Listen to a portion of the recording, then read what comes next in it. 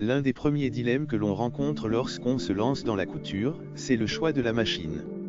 Le plus important consiste à déterminer quelles fonctions vous seront nécessaires.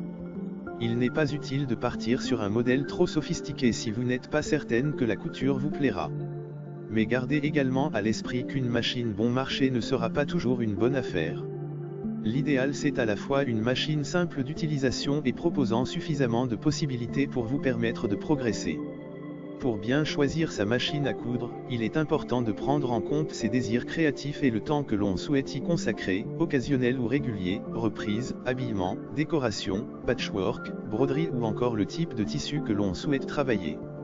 Vos projets vous guideront dans le choix de votre machine à coudre.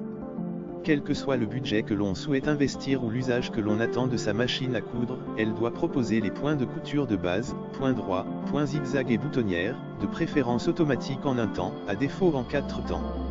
Attention, la mention « boutonnière en 4 temps » signifie que vous devez changer 4 fois vos paramètres de couture afin de coudre les 4 côtés de la boutonnière. Sur une chemise, cela peut être fastidieux.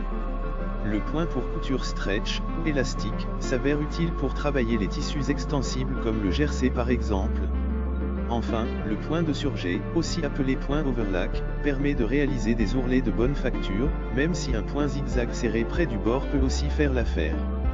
La machine à coudre doit proposer un minimum de pieds presseurs, ou pieds de biche, 4 dans l'idéal, un classique, un pour les fermetures éclairs, un pour les boutonnières et éventuellement un pose-bouton, pour cadrer les boutons.